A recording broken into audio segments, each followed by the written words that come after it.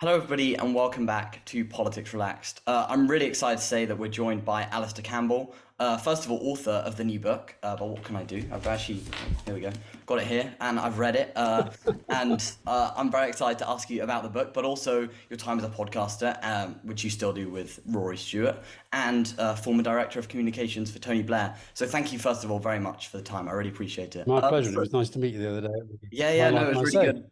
Yeah, exactly. And you actually mentioned Mete in the book as well, which was really good to see. So I'll start with the first Yeah. question. I wanted to kind of start where the book starts with the three Ps. You talk about polarization, populism, and post-truth. And with the post-truth era, we've had influences like Boris Johnson, Tufton Street, and the Murdoch press. I wonder how you think we move the political and media dialogue away from these bad actors who seem to have so much power. Well, I guess it's by the good actors being good and making more noise and being more listened to. I do think post-truth is a massive part of the problems that we've got ourselves into in our politics in the world. I actually thought the Privileges Committee report into Johnson's lies was an incredibly important moment. I was really disappointed that Richie Sunak didn't latch onto it and understand the significance of it, because I thought it was a big moment in the fight back against post-truth politics, because it was basically saying, right, Johnson got kicked out because the Tory party decided he was a loser, but Parliament was saying, well, that's fine, he's gone, but he's actually not been held accountable. And as I said on Question Time last night, he's gone because of COVID lies. He's still not been held accountable for all the other lies that he's told. Yeah. And I think unless we see politicians being properly held accountable for that kind of thing, we're in real trouble. And of course, you mentioned the Murdoch press. It's not just the Murdoch press.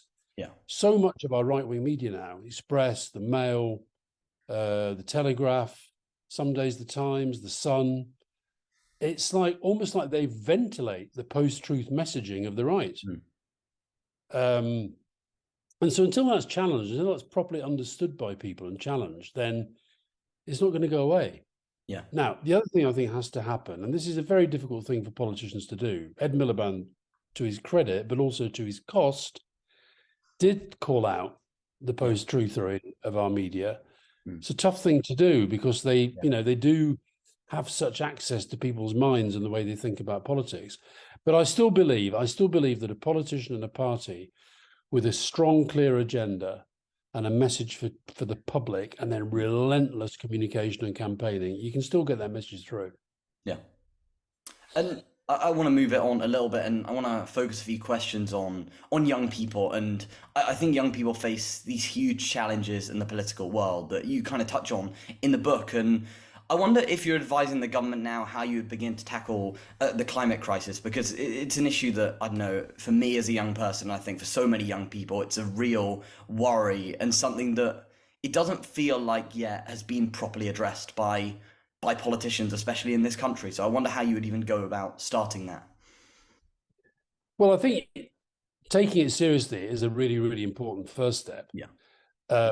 Funny enough, this morning I was at the Crick Institute interviewing with Rory Stewart, interviewing Sir Paul Nurse, who runs the place, Nobel Prize winning scientist.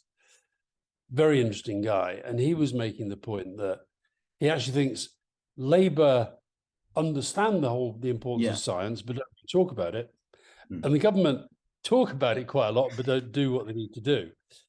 The first thing I think you'd say for something as serious as the climate is for people not just to understand the urgency, but then to show that in their actions.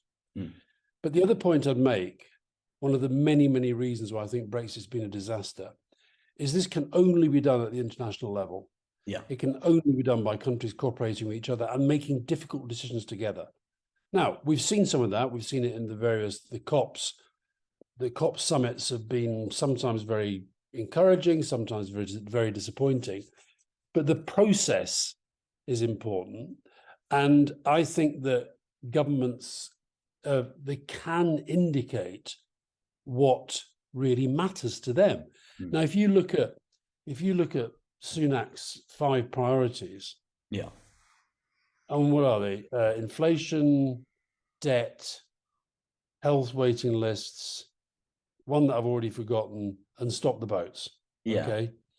To have as the prime minister of one of the leading Mm. countries in the world, despite Brexit, as a United Nations Security Council permanent member, to have your 5 priorities and kind of saving the planet and saving humanity is not one of them, that's a Yeah. bit of a problem. That's Yeah. a bit of a problem. So I think it's about, priority means more important than other things. That's what it Yeah. means. So he's basically saying stop the boats, which is basically just a political strategy designed to help polarization. The whole stop the boats thing and the way they handle it is actually a 3P policy. Yeah. They don't seriously think that getting some guy who's fleeing war and persecution in Syria and, as say, trying to get to the UK because of connections here or whatever it might be, they cannot seriously say that problem is best addressed by saying, right, you're nicked, here's a plane, you're going to Rwanda. They don't believe that themselves. They want some people to believe that, and they want people like me and you to say this is terrible. Polarizers. Yeah. That's all it's about. So yeah. So the short answer on the climate is urgency followed by action, which can only be agreed internationally. Yeah. And another kind of one of these big policy areas is mental health, and it's an issue that you've talked about a lot, and it's also one that's close to many young people, especially kind of with these huge funding issues we've got in the NHS, especially within mental health. I wonder how you'd pitch a plan to improve mental health help across this country. By understanding, first of all, that we all have mental health. Yeah. We talk about mental health when actually what we usually talk about is mental illness. Yeah. We don't have a mental health service, we have a mental illness service. If you or I were to go up to Highgate Bridge now and try to jump off it, right, they would find somewhere for us tonight to get some sort of help. Yeah. Okay. Now they try and get us out quickly because they're very short of beds. But so we have a mental health crisis service, an illness service. So my strategy for the long term will actually be to have a preventive approach, proper understanding of mental health and its importance in the workplace, which, to be fair, a lot of good employers are doing. In schools, I actually would love to see a huge expansion of mental health support and analysis inside schools, definitely in universities. As it happens, the guy that I see for my depression, my psychiatrist, his day job is the student psychiatrist at one of the London universities, and it's off the scale. It's off the scale. Yeah. So I guess a preventative approach, the development of a proper mental health service, where we develop our mental health instead of waiting till we all become, for whatever reason, mentally ill. Yeah. And I'm going to move it on a little bit now, and I want to talk a little bit about political messaging. And I think for many young people, and it's another thing you kind of talk about in the book, they don't seem to really, neither political party, sorry, kind of appeals to young people, and the messages aren't seeming to resonate. I wonder, first of all, if you're in charge of Keir Starmer's communication, how would you clarify that message, especially for young people? It's interesting that, you see, I think you've got to be careful with this. I think sometimes conventional wisdom's form. So, for example, conventional wisdom, young people really like Jeremy Corbyn. Right? Yeah. Well, some people did. Yeah. I know quite a lot of young people who didn't. Yeah. Yeah. I was in a school in Clacton yesterday, and there was this girl there. She's probably about 15, 16. Yeah. And she so proudly told me she just joined the Labour Party. Yeah. And she really liked what Labour were trying to do, and she liked Keir Starmer and blah blah. So, but I accept the premise. I accept the main premise of your question. I think it's more that a lot of young people look at. I say this in the book. They look at how politics is projected to them. As one of them said at the school yesterday, men in suits shouting at each other. Yeah. Nobody really having a serious argument is how they put it to me. Yeah. Now, that's not all that politics is, but that's the politics that they see. Sure. And then if you're following politics through most of the media, or you're getting the stuff that gets pushed to you by the algorithms on Facebook and other social media platforms, you're seeing almost like a cartoon version of politics. Sure. Yeah. And it doesn't speak to the seriousness that people feel about issues like climate crisis or Mm. inequality or poverty or education or drugs or whatever the issue might be Mm. that people care about. So I think, I do think social media has made it harder for the politicians to close that gap, but I still don't think it's impossible. No. And I think the problem is that in their communications, a lot of the politicians are they're very trapped in quite old ways of doing things. Mm-hmm. And they don't fully understand, I don't think, the new ways of doing things aren't as whiz bang as they think. So like, Yeah. I'll give you an example. You mentioned the podcast that I do with Roy Stewart. Yeah. Yeah. Now, just think about it. I'm 66, he's 50 or something. We're both getting on a bit. We've both been around a bit. We're both, let's be honest, we're more defined in politics by the past than what we do now, Mm-hmm. right? And yet, when we fill the Albert Hall, Yeah. which is ridiculous when you think about it, over a third of the audience were under 30. Mm-hmm. So that is young people coming to hear people like us. The school that I was in yesterday, these kids, I was in two schools yesterday, one in Southwark and one in Clacton. Yeah. It's how you speak to people that Mm-hmm. will dictate whether they'll listen to you or not. Yeah. And I just think if we just treated young people with more respect, of course there are some kids who don't care. Of course there are some kids who, just want to kind of, do whatever they do and cause trouble and give people grief. Of course there are. Yeah. But there are people in their 20s, 30s, 40s, 50s, 60s who are like that. Yeah. Right? My experience, so like yesterday was fascinating. I go to Clacton. I'm doing question time in Clacton. They've got a Brexit leave voting audience only. I get an invitation from a school to go and talk to the school on the way. Mm-hmm. And I end up talking to these kids for a couple of hours, at the end of which we had a vote on Brexit. Yeah. And more than 90% said they wanted to go back into the European Union. Right.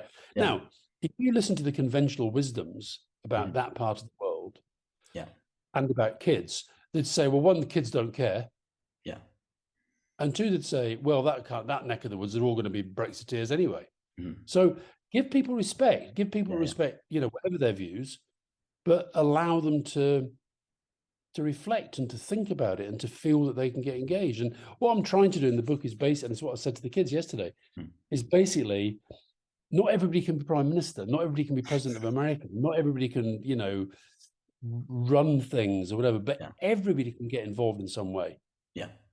And you doing what you're doing with this podcast, you're choosing to get involved. I met you at the thing at the Body Shop, a Democracy Cafe, right? And I found it really interesting.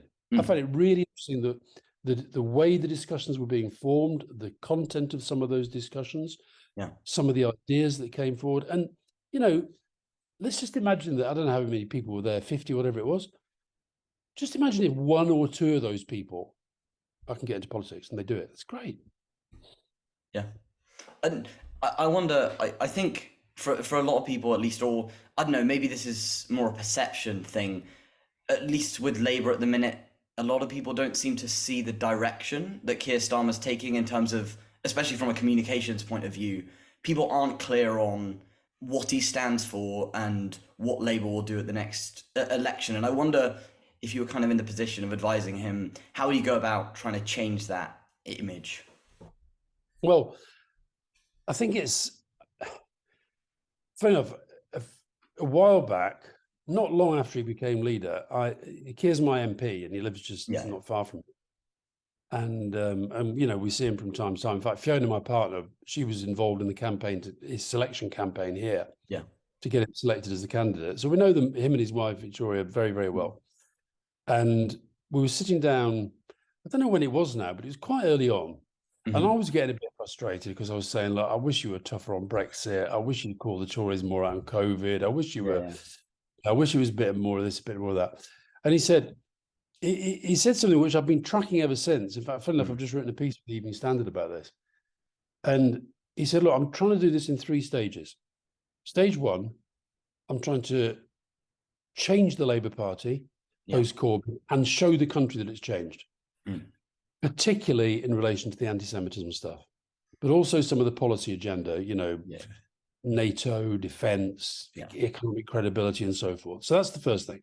Mm. Second thing he said, the second phase, he said, is then to show alongside that the Tories are just absolutely useless. Okay. Now, he's had a lot of help in that from the Tories, to be sure. Yeah. However, I think you've got to give him credit Mm. for being, I think he's hugely improved at the dispatch box. Mm. I mean, he's not a kind of Barack Obama in his public oratory, but I think I actually think his speeches have got better. Mm. Yeah. I still think I think there are things he can do to improve the way he comes over on the media. Yeah. But I think on that as well, he's got a lot better. But the Yeah. most important part, though, is he then said the third part of the strategy speaks to the point you've just made, is about, well, yeah, but what are Labour going to do and how, Mm. and what is the vision? Where are we taking the country? Yeah. Now, that's the bit, I think. If you think that he's done stages 1 and 2 pretty well and pretty methodically, Mm. he's now into stage 3. And I think that's where he's got to move through the gears pretty quickly. Yeah, for sure. And I think it is sometimes, people can, again, to reflect on the conversation I had this morning with Paul Nurse, the scientist guy. He was saying that what science is looking to the politicians for, is a sense of vision. Right. Yeah. He was saying, where do we see the role of science in taking this country forward? Right. Well, for the country, they want that same thing. How are we going to get through this? Yeah. Once we're through this current crisis, what is the vision for a modern economy? How do public services operate in a world of complete change? How are we going to deal with artificial intelligence? What is the new foreign policy post-Brexit? Yeah. How do we deal with the fact that we're no longer as powerful as we were? Out of that, you've got to build a sense of a vision. Yeah. That is absolutely compellingly clear, because it's perfectly possible for Labour to win the next election because the people just have had enough of the Tories. Yeah. Perfectly possible. And that's fine. And you get into power that way. But to sustain yourself in power and to get stuff done, people have got to know what it is before you get there. Yeah. And I'd kind of ask the same question for the Tories as well, just for balance.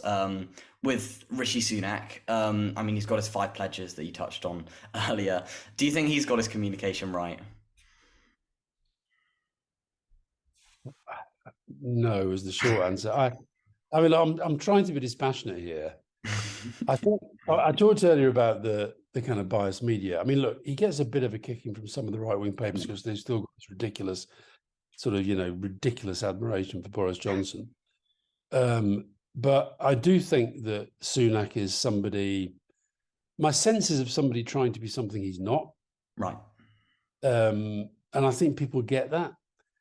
Look, he's more serious than Johnson. He's not as big a liar as Johnson.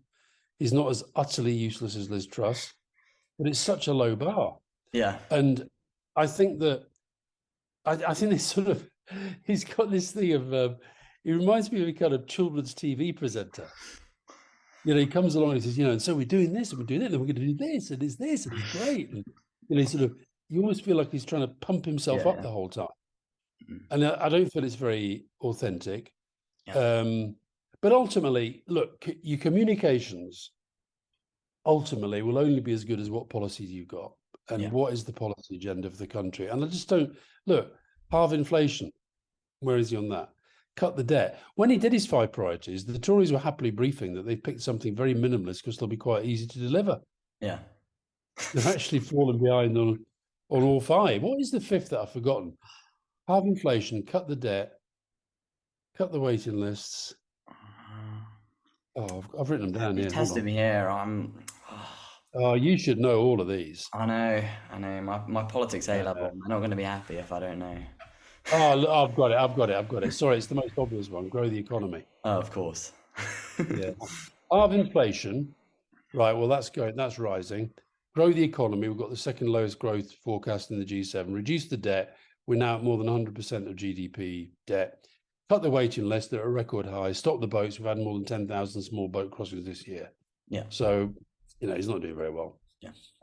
I didn't want to spend too long on kind of your past career in government with Tony Blair, but I did have just a few questions on them. So Yeah. I wanted to start with tuition fees and also, I mean, university is becoming more and more expensive, and social mobility in this country has stagnated over kind of the last 10 years or so. Do you think that in government, the Blair government and then the Brown government went far enough on social mobility? Um, well, look, a big part of the social mobility agenda was to set an incredibly ambitious target for further and higher education. Yeah, And I guess the reason that ultimately brought in tuition fees was because to allow for the incredible expansion that was required right. to deliver on that ambition, we had to find new ways of funding it.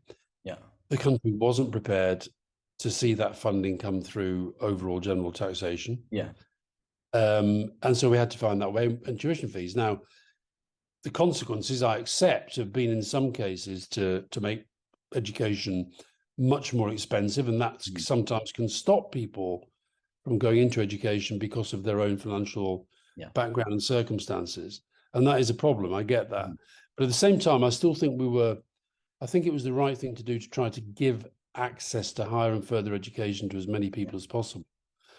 Added to which, I just think that for us to recover, particularly in the post-Brexit world, we're going to have to skill up. We're going to have to educate yeah, far more people to be able to take on really high-skilled, challenging jobs around the world. And so I get the anger. I do understand yeah, the anger, and we copped a fair bit of it. Nick Clegg copped even more of it.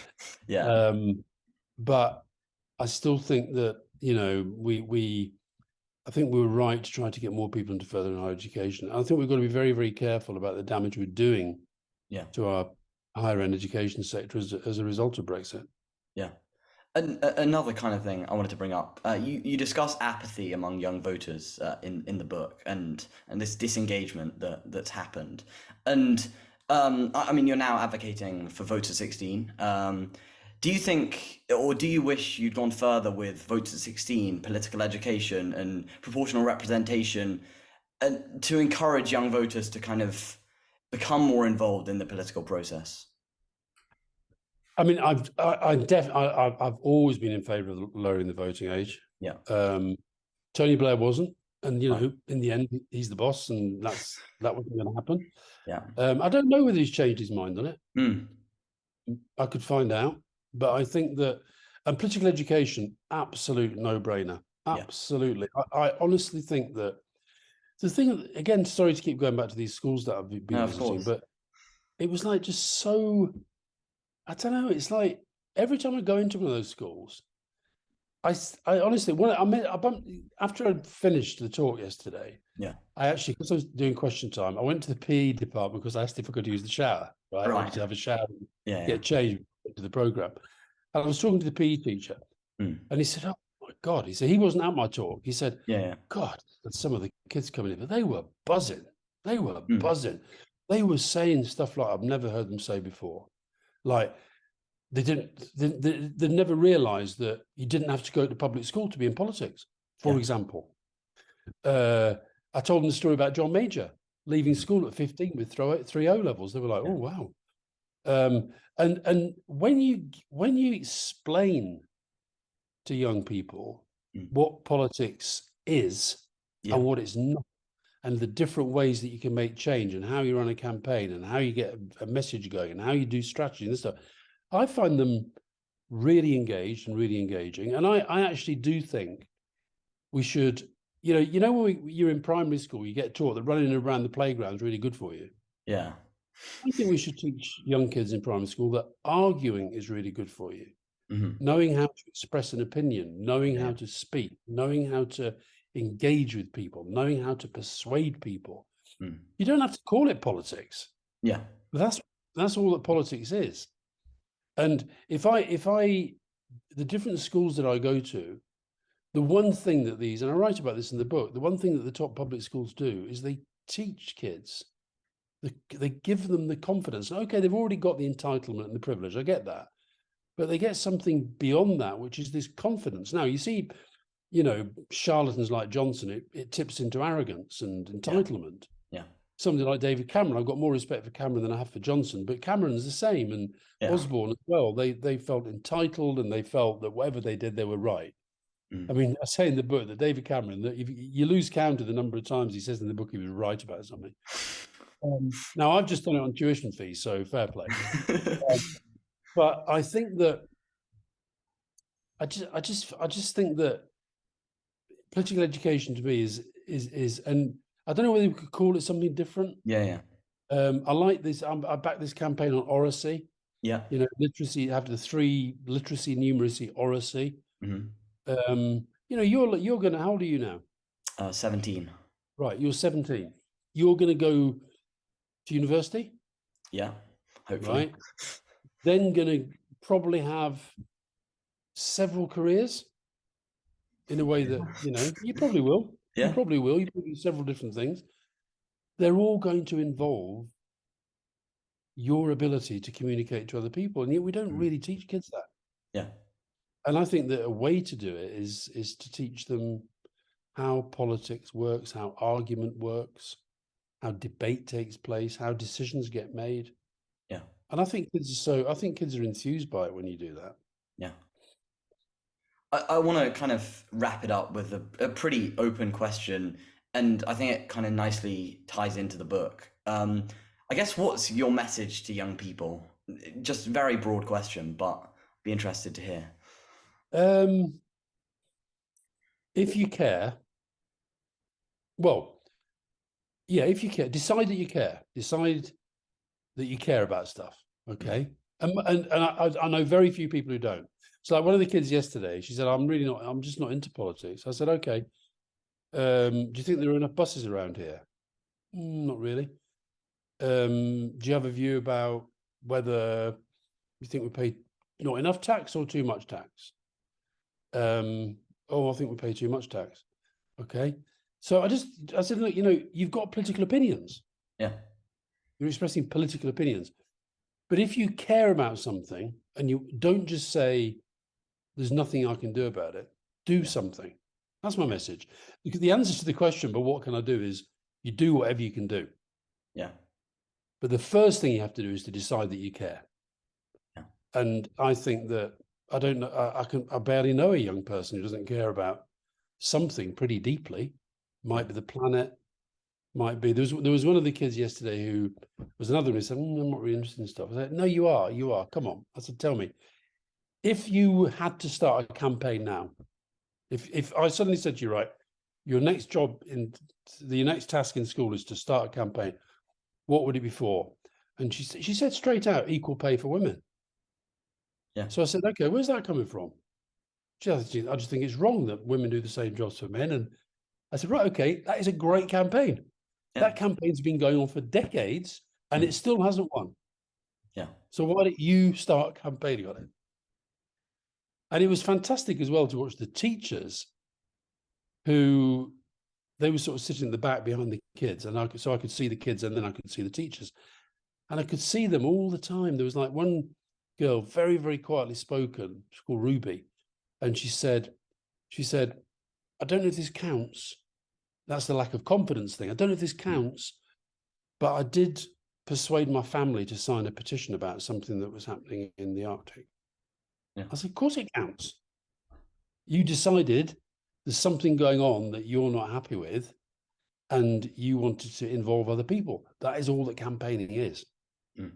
So, get involved and do stuff. That's what I'd say. Yeah. Thank you so much for the time. I'll plug the book for you. Good man. What did you think of it then? I thought it was really good. I mean, as a young person, I think, especially at the minute in politics, it feels like there's a lot of people that don't really care about young people and about what young people think. And unless that's kind of brought to their attention, they're never going to really say anything about it.